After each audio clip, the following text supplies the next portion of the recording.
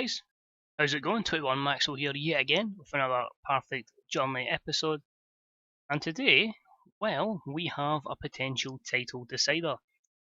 Last week, we had basically a trip to Stranraer at the same time as Airdrie travelled to Forfar. Airdrie, remember, being 4 points clear. Airdrie drew that game 2-2, and we managed to go to Stranraer and get an absolutely excellent 4-2 victory there. Goals from Joe Cardo, Brad Mackay, Joe Thompson on the stroke of half-time, and Harry Cardwell. They did score twice for Jason Scotland, which was disappointing, but overall a good performance, and our better players, our more senior players, were stepping up. So that put us 2 points behind. Then we had the game in hand. A very nervy game against Forfar. 2-0 looks comfortable, far from it.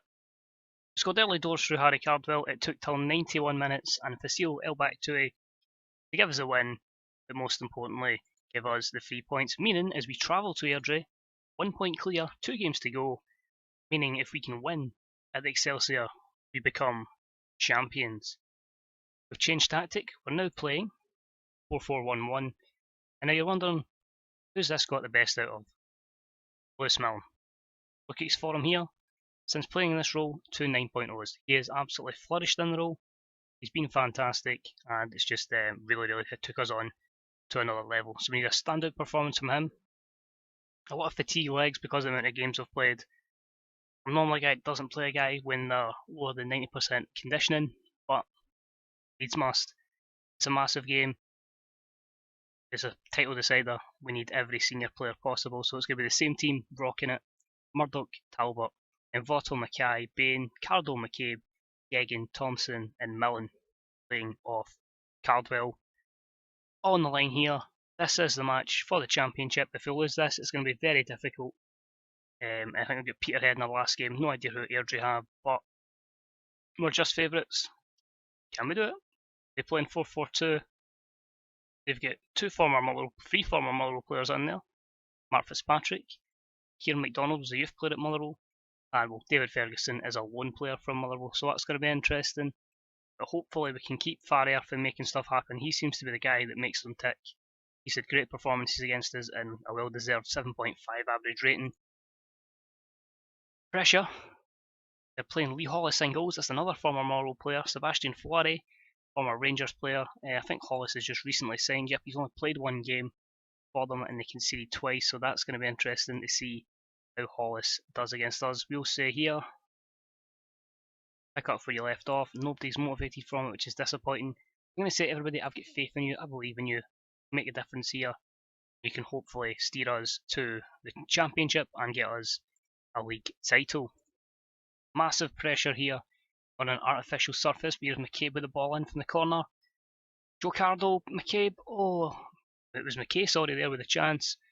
And Airdrie just survived, but good pressure. They're having all the chances at the moment. And a good bit to play as well. So positive start there, but we really need to try and take any chances here. Bain with the throw against his former club. It's collected by Lee Hollis. His distribution not great. Straight to Envoto. To Jamie Bain. Jamie Bain to Joe Thompson. Thompson is going to go a run with it. He's going to ping it in the box. He's going to play it back to Jamie Bain. To Andy Geoghegan. Lewis Milne. To Rhys McCabe. We've actually finally got 2 in the same team. And I don't think that was ever going in, but it's a good save from Lee Hollis again. Is he going to have a man of the match performance here? So far, so good from the former Motherwell goalkeeper. We're already getting players struggling with fitness. That's not good. Because as we start to tire, it's going to be harder to break them down. Here's Seb Forey for Airdrie, looking for Jim Lister. Was it deep? That's a good ball for McCallum. It's a chance for Airdrie. Shit. And Donald McCallum scores. It's a great ball from Lister. It's a great finish from McCallum. And Airdrie are in the driving seat. But look, it gets a very narrow angle, but it's a hell of a finish. We could question the goalkeeper, but right in the bottom corner. Airdrie, despite having only a couple of shots, have a 1-0 lead at half time. So we're going to have to give the boys a bollocking at half time. Show a bit of desire. Let's see what we can do here to change it. I think Geoghegan going to come off and it's going to be Sam Stanton and he's going to come in and play box to box. So we're really going for it here. Even a point, I suppose, would be good enough. It wouldn't win us the league, but it would still keep us in pole position. Leicester with a chance there. Good. So I think we're going to make our second change shortly. We'll see what happens here. Mackay looks for Thompson. Stanton has just ran by the ball. Oh my god. Why has this happened? Robertson. Well, it looked like a very good opportunity from us. One miscommunication by the midfield. And there you have it. They are nearly straight in. I think Caldwell needs a bit of support. Allen is only playing a 6.8 today, but I think it's going to be Reece McCabe who's going to be sacrificed. It's going to be for Anton Courier. A target man up there to support Lewis Milner. Will play deeper, but he'll still play as an advanced playmaker, and we'll say Anton Courier as always. You can make the difference. But very worrying, as I say, fatigued legs are not good, especially this early on. It's obviously fixture congestion that could potentially cost us. Regrettably, I'm going to go overload. I think we need to ditch a defender here. It's going to be Jamie Bain, sacrificed for Fazil El-Baktouei. So we are literally going with 3 up front, a target man in the middle, Poacher to the right hand side. Albert will just need to fill in as a back 3, even the wingers. Everybody has to bomb forward. Tactically, more direct, early crosses, whip them in. It's pressure, 14 minutes, got to try and somehow make sure we can win this championship, or at least put ourselves in pole position. 10 minutes to go, nothing of yet. Push forward, we'll ask them to play at one last chance. Here's El-Baktouei taking throw-ins to Lewis Milner. Stanton. Here's Caldwell looking for Mackay. To Joe Thompson, to Stanton again. There's a lot of runners. Plays out to Joe Cardo. It's a ball in. It's Cardwell. He's done it. He's done it. Defend. Defend. Defend. Everybody back to supporting roles. I don't know how we're going to work this because we don't have a right back. In fact, it is actually going to get to the stage where Joe Thompson is going to have to play. In fact, because of his experience, Joe Cardo will play right back. Shove El-Baktouei out to the left and pull him out in the right. So 4-4-2, and we'll sit in the counter, see if we can catch him off guard in the last minute. But a great goal there for Cardwell. Pressure is on. It means we could be going to the final day to make sure we become champions. I don't want to push on and concede. I'd rather take it to the last day and win it then than lose it here and then the pressure's on. I've bottled it and we'll see what happens. So we've got 10 minutes. As I say, we might score, but ideally a point would be okay. It'll be interesting to see as Caldwell decides to go and celebrate right in front of about 10 of our fans there. So it's not a great attendance down at this level. He's soaking it in. Skip back, so that was taking a long time. Say, can we get a late chance, or is it going to be a point here? Stanton looking for Anton Courier. El-Baktouei, Talbot, I think that's going to be the end of the game. And it is a 1-1 draw.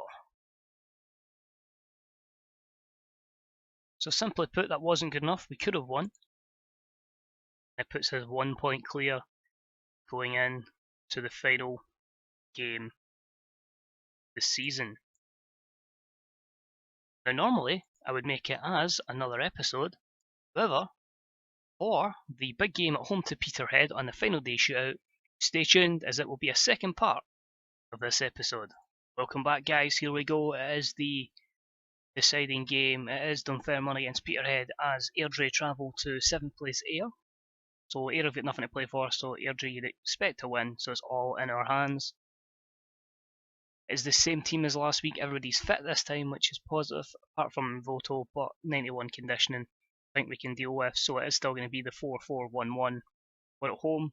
I expect us to put Peterhead under a lot of pressure here and hopefully see the game out. We're 46 on favourites, them being 72. They're going to line up a 4-4-2, Nathan Blockley, Simon Ferry in the middle. Is that Nicky Riley? So they've got a bit of former SPL experience. No, Nicky Riley was at Dundee as well. Rhoda McAllister obviously being at Inverness as a youngster.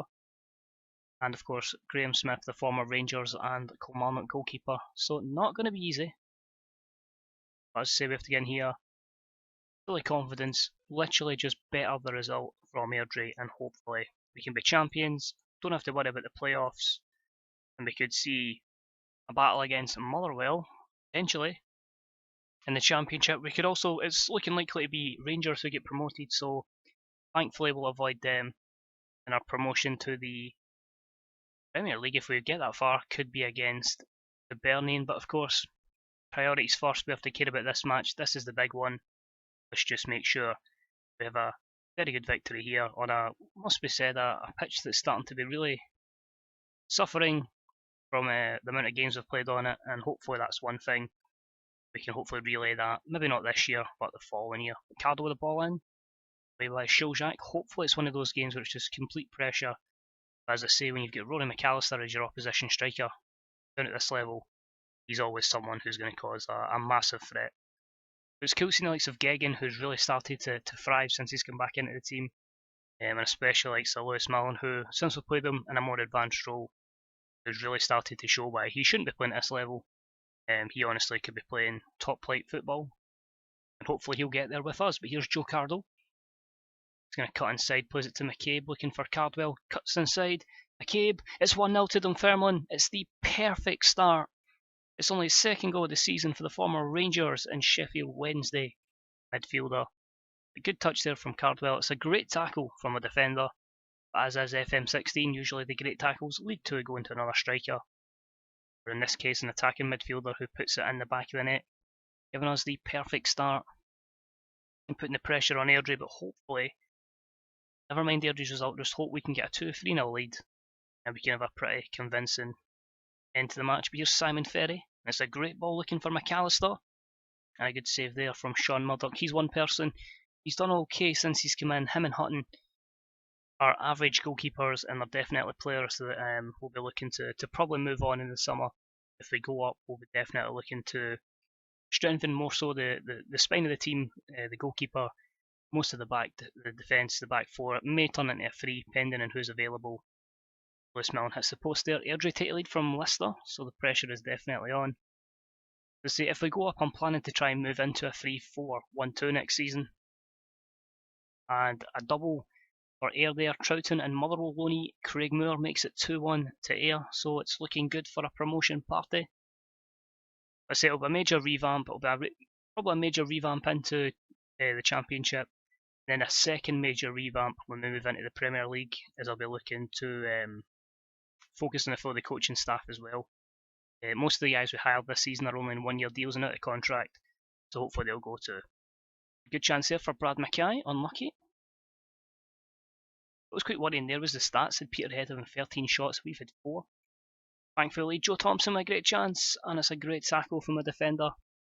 Here's Lewis Millen again, and the attack comes to an end, but it's not great. It's not fantastic. It's pretty damn average, but the main thing is we are winning, Airdrie are losing, and he's a big swing in the second half for us to lose the Championship. Famous last words, of course, so hopefully I haven't jinxed it. Bit disappointed in the attendance, it's a potential title clincher. I know we're not going to sell out in League 1, but it would be nice to have a decent attendance here and try and get a bit of money into the bank balance, which as you know is minus 900k. Could be looking at probably minus $1 million or 2 once we get into the Championship. So we really need to start bringing players in that are going to do a job and then selling them on for profit. Cardwell's coming off. There's a farewell appearance from him and Anton Courier will come on. 3-2 now it is to Ayr. I've seen an own goal there from Dave Ferguson. So the Motherwell loanees are doing us a turn that game. And we completely switch off. Jordan Moore makes it 1-1. Absolutely mind-boggling defending. It's a simple throw-in from us. Millen's nowhere near it. Ferry just pings it in. Nobody's tracking Jordan Moore. Suddenly, gets a bit nervy. Now here's Riley, McAllister, to Blockley. Is this a chance for Peterhead? Are we going to throw this away? Noble, into Blockley. Here's Denham. Back to Blockley again. Denham. Back to Noble. They're just passing it round us in triangles. It's great play. It's great football. Jordan Moore looks for McAllister. And it's 2-1 to Peterhead. The latest score is still 3-2 to Ayr. The league table sees we're 1 point clear. Goal difference is fine, but if Airdrie can somehow, someway pull the finger out, they could potentially win this title from this catastrophic disaster from us. We're going to have to try and go and win this. I thought the game was kind of out of sight. Not anymore. We're going to take off. It's going to be Andy Geoghegan replaced by fullback Tui. I want to play deeper, but it is a 4-4-2, and again, having to go more direct is really disappointing, but it's one of those things we have to do. Can't believe we're in the position we're in, and hopefully there's no goals from Somerset Park, and hopefully we somehow get promoted on a technicality. 88, 89, added on time. I think we're safe, just and no more. But what a way to win a title. It's not been a great season. The fact we only finished 6 points clear of Cowdenbeath, these are teams we should be a mile in front of. Somehow we get promoted, and probably the most shite circumstances ever. It was really an anticlimax there. Defeat there for Airdrie, defeat for us means that we will finish top of the league, we will be champions. Airdrie, Cowdenbeath and Stranraer will go into the playoffs alongside the team that finishes in 11th in the championship. We get the esteem achievement, you're up. Thank you very much, that's us as champions. So Luciano Nikakua, Stranraer, who's under contract, gets top goal scorer with 20 goals in 30 appearances. Ian Brett was the, well, actually it was pretty decent, was the player of the year. Well, not player of the year, but the highest average rating, most assists and most player of the matches. Although when you look at the amount of player of the matches he had compared to everyone else, I think he'll probably win player of the year. Disappointing though that our goalkeepers didn't get any clean sheets, so maybe need to work on that. Overall, I'm happy to say we're the champions and we're going up. Motherwell beat Kilmarnock, so we might actually see Motherwell staying up. Our budget for next season, 31k wages, 0 transfer budget. I say next season we will be in the championship. We get 100k for winning the league, which doesn't really help our finances. 800k in debt. All my wage budget's actually doubled. Although we will have a lot of players out of contract and a lot of players really wanting bigger wages, the promotion bonuses as well that are already going to be in the contract. So it'll be interesting to see how we line up. As I say, I'm just going to leave it there. I'm not going to bother about doing the awards and stuff like that. I'll probably won't win Manager of the Year, but as I say, it'll be the likes of that guy for Cowdenbeath that'll win Player of the Year. Most importantly, we're promoted. That's the main thing. We can start looking forward to Championship football. And as I say, if we quickly go and look at the Championship, actually, you can see the kind of teams we're playing against. Rangers are in the playoffs. Hibs have beat them in the final day. So Rangers might be in our league next season, which would make it really difficult for us. Dumbarton are relegated. They'll be guaranteed to be facing Alloa, Livingston, Queen of the South and Falkirk. So all to play for. Will we be playing Rangers in the Championship next year? Will we be playing Motherwell in the Championship next year? Who will be in our team next year? Find out in the next episode, guys. Thank you for watching. If you enjoyed it, leave an old thumbs up. Any comments are deeply appreciated. I'll see you all for season 2016-2017. Thanks for watching, guys. Bye bye.